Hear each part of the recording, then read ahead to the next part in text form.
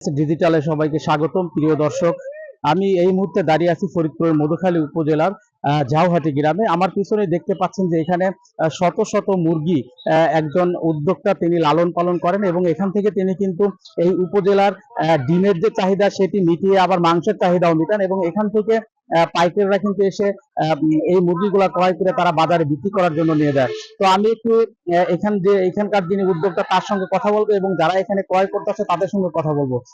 দর্শক, আমি যদি একটু দেখানোর চেষ্টা করি, এখানে কিন্তু ম্যাক্সিমাম মুরগি কিন্তু কালো রঙের, যে মুরগিগুলা কিন্তু এই উপজেলার ডিমের চাহিদা মিটায় এবং মাংসের চাহিদাও কিন্তু এখান থেকে মিটায়।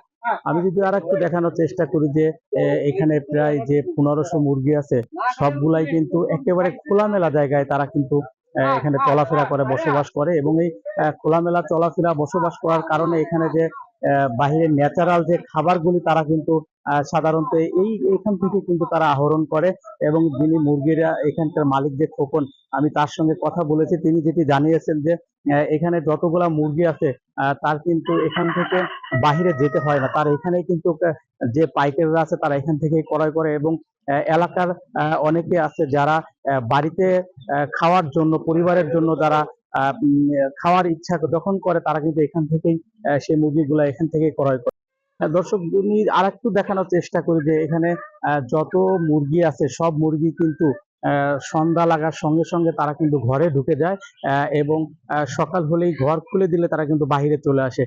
আশপাশে কিন্তু আপনারা দেখতে পাচ্ছেন যে অনেক বাগান আছে এবং একটি মহাসড়ক, সেটিও কিন্তু অনেক সময় খোলা থাকে, তারপরে এই মুরগিগুলা কিন্তু বাহিরে যায় না।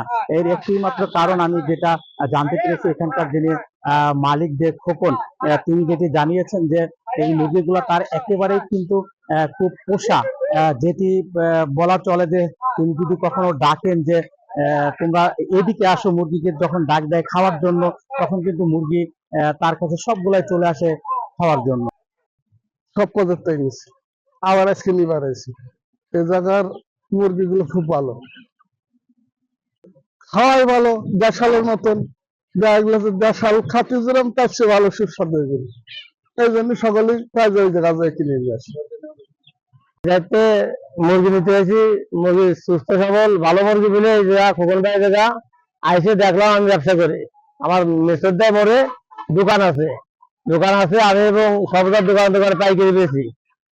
এই জায়গা আসলাম, আগে দেখলাম যে খোলা মাঠে মুরগি পোষে, খুব সুস্থ সবল ভালো মুরগি।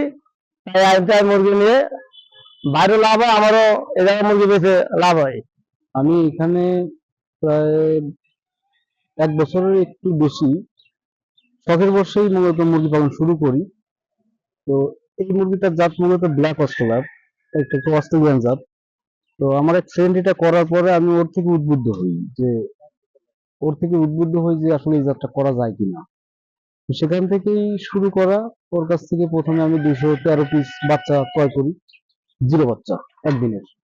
এরপর সেখান থেকে মোটামুটি কিছু মোরগ হয়, এরপর মুরগি টুরগি দিয়ে সর্বশেষ আমার প্রোডাকশন মানে প্যারেন্টস তৈরি হয় 55টা মুরগি এবং 11টা মোরগ।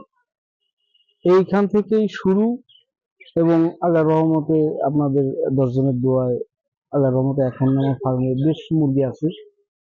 পরে প্যারেন্টস আবার নতুন কিছু তৈরি হয়ে গেছে। মোটামুটি এখানে আসলে কত পিস আছে এটা কাউন্ট করা সম্ভব না, তবে আনুমানিক 1000-1500 মুরগি থাকা উচিত। প্রিয় দর্শক, যেমনটি শুনলেন যে এখানকার যিনি উদ্যোক্তা তিনি হচ্ছেন খোকন। তিনি কিন্তু শখের বশে প্রথম থেকে শুরু করে মাত্র 20 থেকে 30টি মুরগি দিয়ে তার যাত্রা শুরু। এখন কিন্তু তার খামারে প্রায় 1500 মুরগি কিন্তু এখানে আছে এবং এখানকার এই মুরগি থেকে এই উপজেলার ডিমের চাহিদা এবং মাংসের চাহিদা কিন্তু তারা মিটিয়ে থাকে। ফরিদপুরের মধুখালী থেকে মফিদুর রহমান মুবিন, চ্যানেল এস।